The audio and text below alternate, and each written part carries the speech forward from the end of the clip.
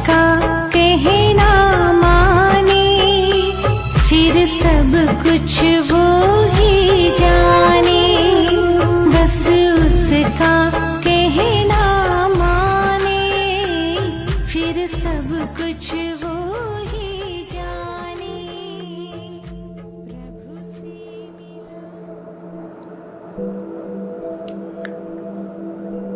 शरीर आराम की पोजीशन पर, कमर सीधी,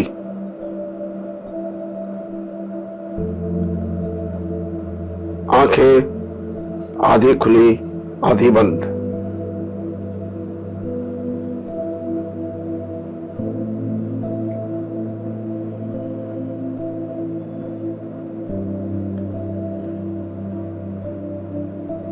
सामने नीला आकाश, अनंत आकाश,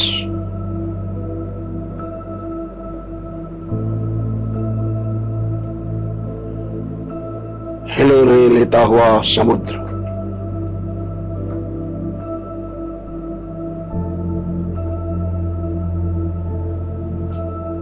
हिम आच्छादित पर्वत,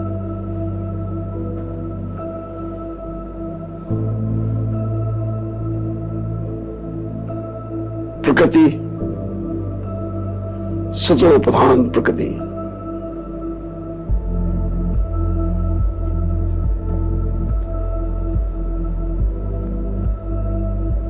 देखें,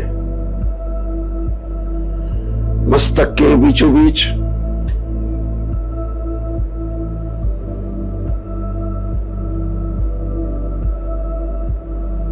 भ्रकुटी के मध्य पर ज्योतिपुंज, चमकता हुआ सितारा,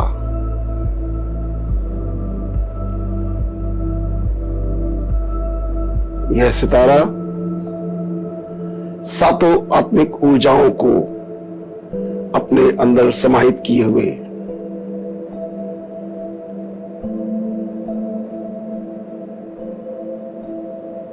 यह प्रकृति के मध्य में विराजमान है।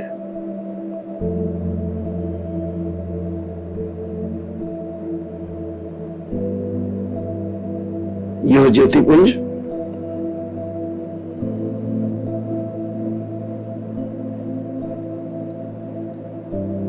पूरे शरीर की होने वाली सभी प्रकार की क्रियाओं को संपादित करता है।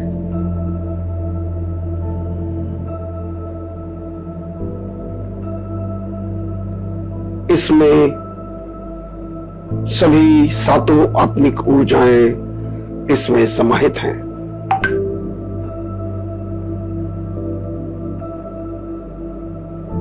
यह ऊर्जा इस शरीर के प्रत्येक अंग में प्रवाहित होती है।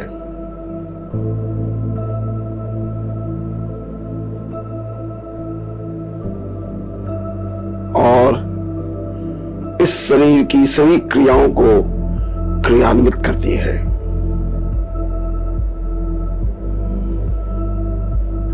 यह शरीर के हर ऑर्गन की एक एक कोशिका में ऊर्जा को प्रदान करती है। यह ही जीवनदायिनी शक्ति है। जब तक यह शक्ति इस शरीर में विद्यमान रहती है, तब तक हम जीवित रहते हैं।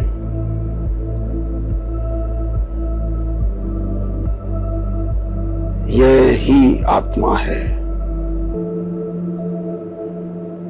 मैं यह शरीर नहीं हूं। मैं इस शरीर के अंदर प्रवाहित सातों आत्मिक ऊर्जाओं से परिपूर्ण जीवनदायिनी शक्ति हूं। मैं ही आत्मा हूं। आंखों के सामने देखें, भूमध्य में फोकस करें, गहराई से देखेंगे सामने एक चमकता हुआ सितारा दिख रहा है। ये चमकता हुआ सितारा मेरी ही आत्मा का वही प्रक्षेपण है।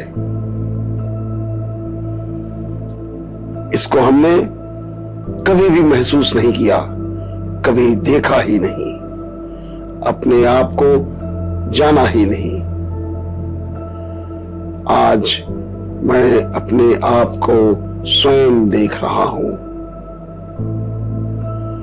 मैं इस शरीर में इतना घुल मिल गया हूं कि शरीर ही मुझे स्वयं लगता है कि मैं हूं।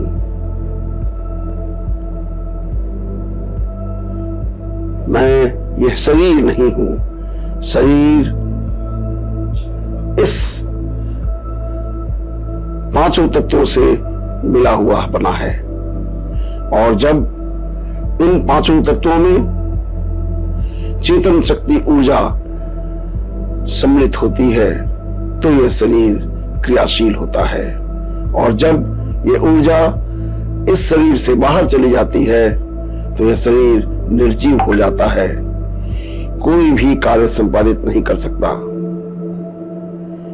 इस ऊर्जा को हम यंत्रों के द्वारा रिकॉर्ड भी कर सकते हैं। EEG, ECG, EMG आदि के माध्यम से इनको हम रिकॉर्ड भी करते हैं। हम इस शरीर में इतना घुल मिल गए हैं कि हम अपने आप को यह शरीर ही समझ बैठे हैं, और इस आत्मा की शक्ति क्षीण हो चुकी है।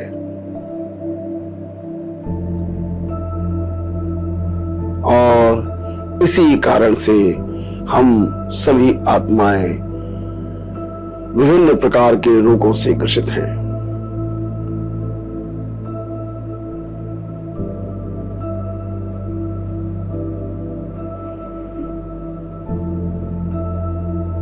मुझे इस शरीर को स्वस्थ रखने के लिए तन से और मन से मुझे अपने आत्मिक स्वरूप को ही पहचानना होगा, अनुभव करना होगा, और इस आत्मिक स्वरूप के अनुसार अपने जीवन को ढालना होगा। तभी हम उन दुखों से, जो रोगों के माध्यम से, चाहे वो शरीर के रोग हो, मन के रोग हो, उनसे उत्पन्न होने वाले दुखों से अपने आप को मुक्त कर सकते हैं।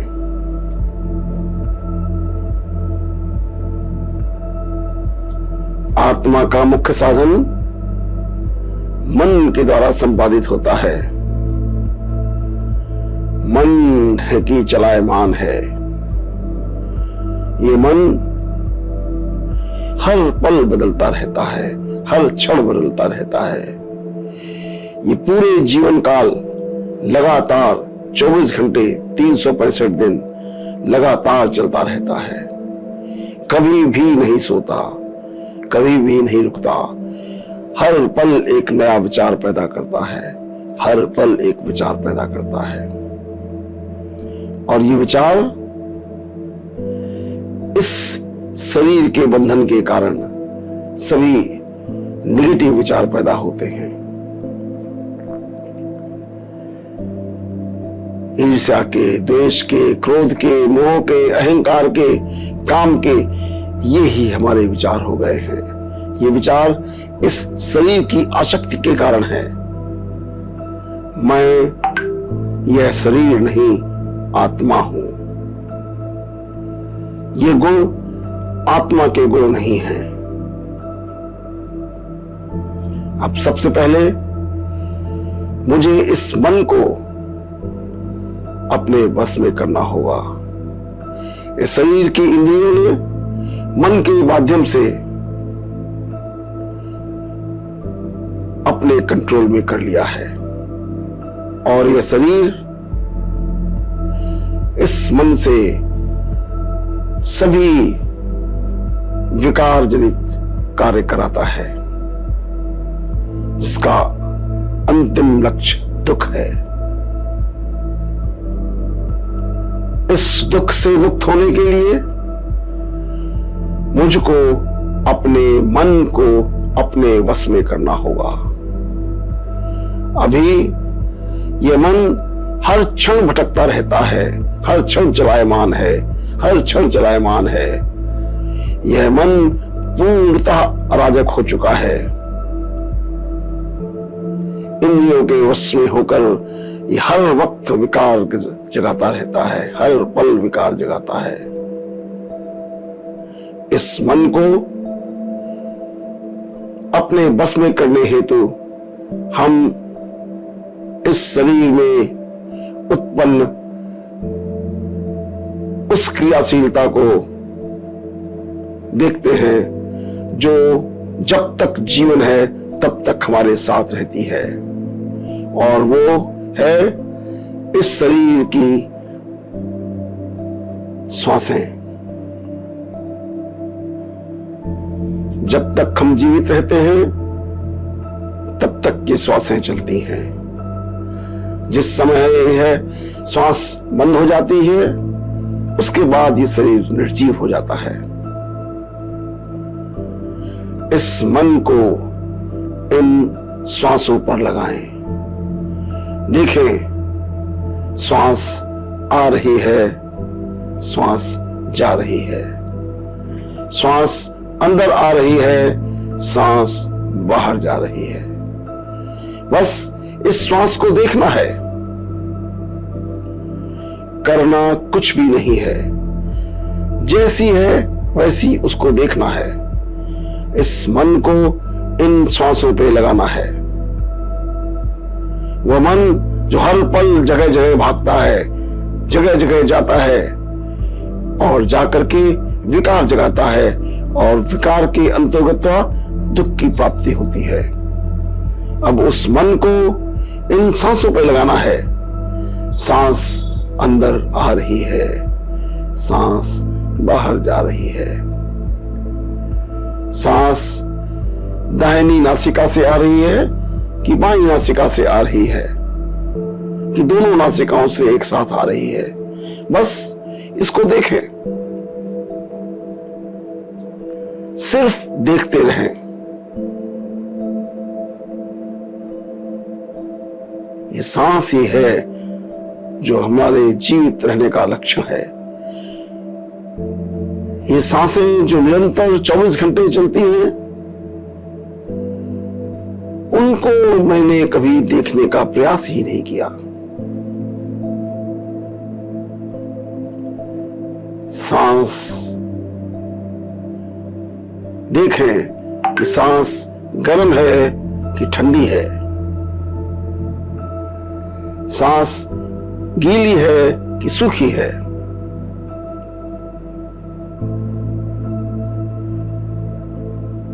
सांसें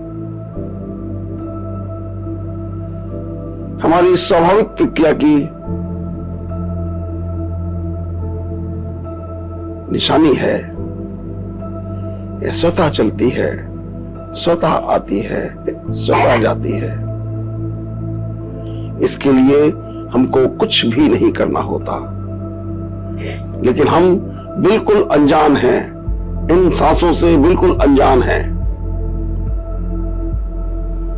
अब इसको गहराई से देखें। सांस आ रही है, सांस जा रही है, सांस अंदर जा रही है, सांस बाहर जा रही है। इसी प्रकृति में विद्यमान जीवनदायिनी गैसेस को अंदर ले जाती है और विनाशकारी गैसेस को बाहर निकालती है। इस शरीर का हर पल शोधन करती रहती है।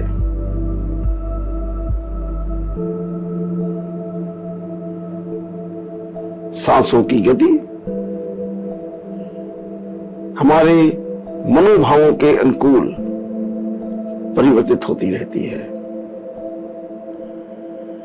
जब हम ईर्ष्या में होते हैं, द्वेष में होते हैं, क्रोध में होते हैं, अहंकार में होते हैं, काम में होते हैं, सांसों की गति बदल जाती है।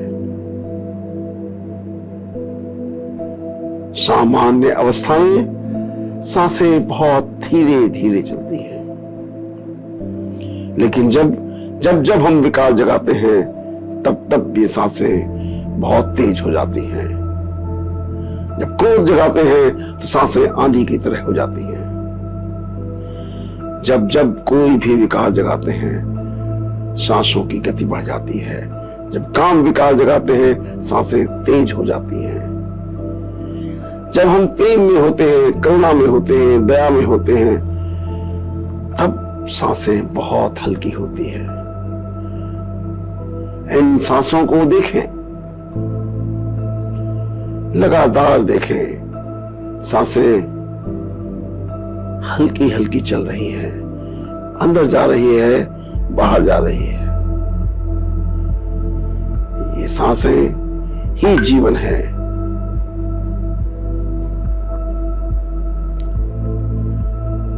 अब एक बार फिर भ्रुकुटी के मध्य में अपने ध्यान को ले जाएं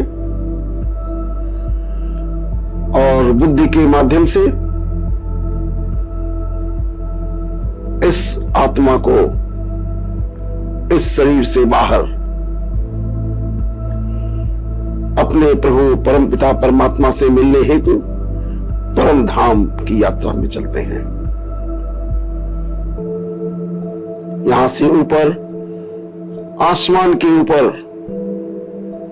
अंतरिक्ष के अंदर, विभिन्न तारामंडलों के बीच से होते हुए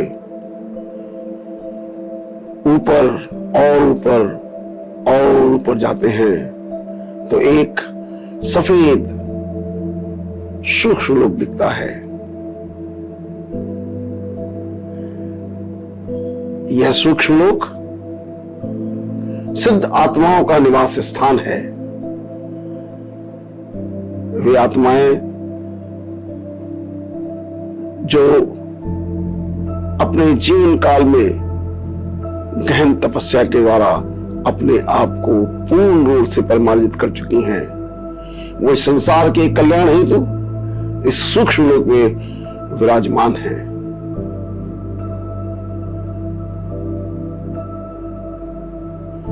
इन सभी आत्माओं को, देवात्माओं को प्रणाम करते हुए हम उसके ऊपर चलते हैं और ऊपर चलते हैं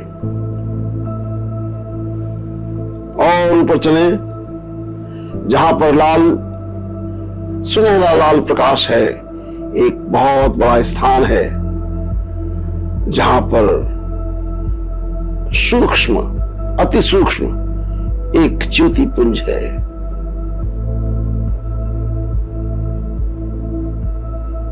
ये ज्योति पुंज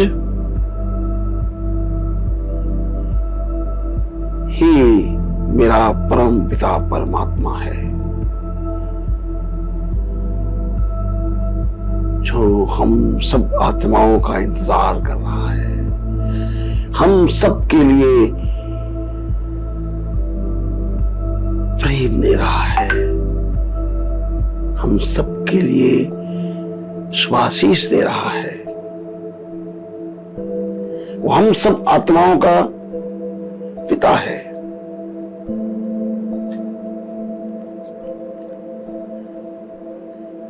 मेरा पिता, परम पिता परमात्मा, वो ज्ञान का सागर है, पवित्रता का सागर है, प्रेम का सागर है, शांति का सागर है, दिव्य है, पवित्र है, सुख का सागर है, आनंद का सागर है। ये मेरा पिता सभी गुणों का सागर है। हम सब आत्माओं को ये सारे दिव्य गुण लगातार सबको प्रदान कर रहा है। हम सब उन विकारों की मोटी मोटी लेयर्स के कारण उन दिव्य आशीर्वादों को ग्रहण करने में अक्षम हैं। हमें सभी आत्माओं को अपने आप को पवित्र बनाना है, जिससे कि ईश्वर के वो सद्गुण हमारे अंदर फ्रीली प्रवाहित हो सकें। मैं अपने परमपिता के सानिध्य में बैठा हूं और उनसे सब को ग्रहण कर रहा हूं। उसका दिव्य प्रकाश मेरे अंदर वो सभी ऊर्जा भरता जा रहा है। इन गुणों को ग्रहण करने के उपरांत मुझे वो सभी शक्तियां प्राप्त हो रही हैं जिनके माध्यम से मैं अपने शरीर का संचालन करता हूं। परखने की शक्ति, किसी भी समस्या को परखने की शक्ति, उसके पश्चात निर्णय करने की शक्ति प्राप्त होती है। किसी भी परिस्थिति का सहजतापूर्वक सामना करने की शक्ति, सहने की शक्ति और उसको सुगमता से समाने की शक्ति मेरे परमपिता परमात्मा द्वारा ही मुझे प्राप्त होती है। इन संसार में सभी 800 करोड़ आत्माओं के साथ सहयोग का व्यवहार करने की शक्ति भी ईश्वर से ही प्राप्त होती है। इन शक्तियों के द्वारा हम बड़ी से बड़ी परिस्थिति को बिल्कुल ही एक पल में एक सहजता से उसको पार करने की शक्ति भी ईश्वर द्वारा ही मिलती है। ईश्वर परमपिता परमात्मा अपने से एक रूप करने की शक्ति भी वही हमको प्रदान करते हैं। जब हम उस परमपिता परमात्मा के साथ एक रूप हो जाते हैं तो हम ईश्वर के सभी गुणों और शक्तियों से परिपूर्ण हो जाते हैं। ईश्वर ने वे सभी शक्तियां और गुण मुझको प्रदान किए हैं। हे प्रभु, हे परमपिता, हे कल्याणकारी प्रभु, मैं बहुत भाग्यशाली हूं कि आपका सानिध्य मुझे मिला। आपके गुण, आपकी शक्तियां सब मुझे प्राप्त हुई। हे प्रभु, हे प्रभु, बहुत बहुत धन्यवाद।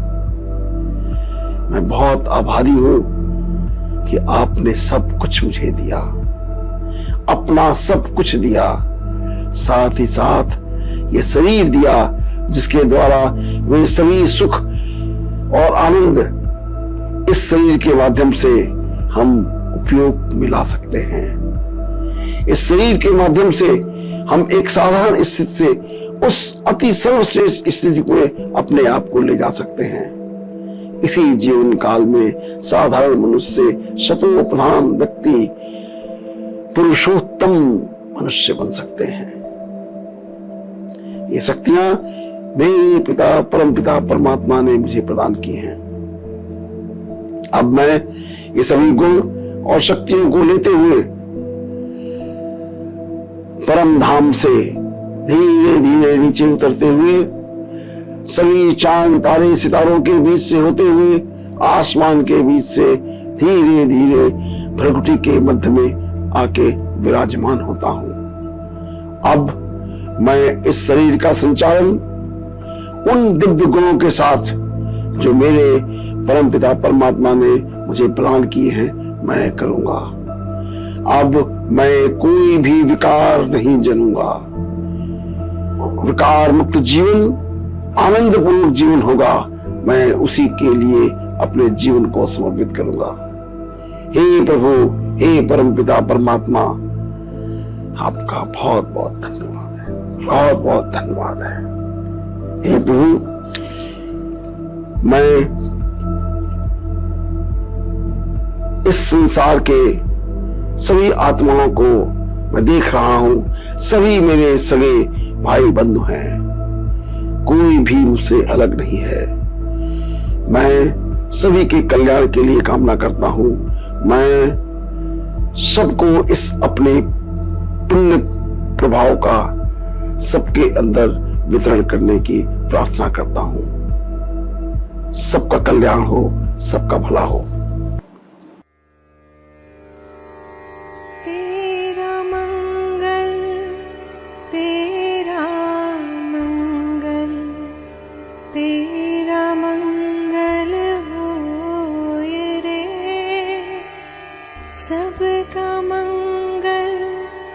सबका मंगल, सबका मंगल होए रे। जिस गुरुदेव ने धर्म दिया है, उनका मंगल होए रे। जिस जननी ने जन्म दिया है, उसका मंगल होए रे। पाला पोसा और बढ़ाया, उस पिता का मंगल होए रे। इस जगत के सब दुखियारे प्राणी का मंगल होए रे।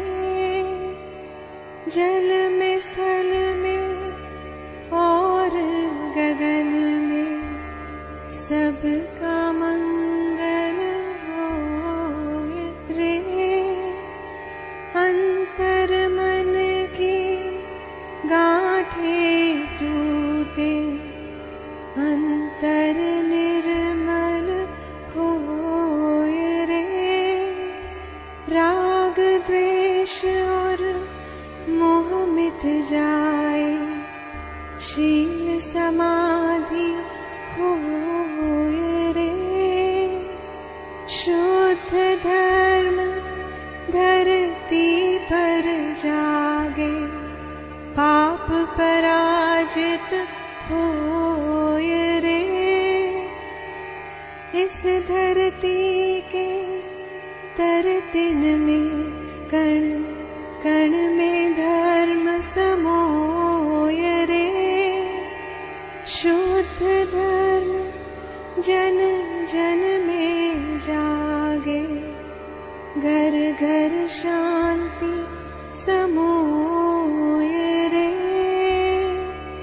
तेरा मंगल मेरा मंगल, सबका मंगल होए रे।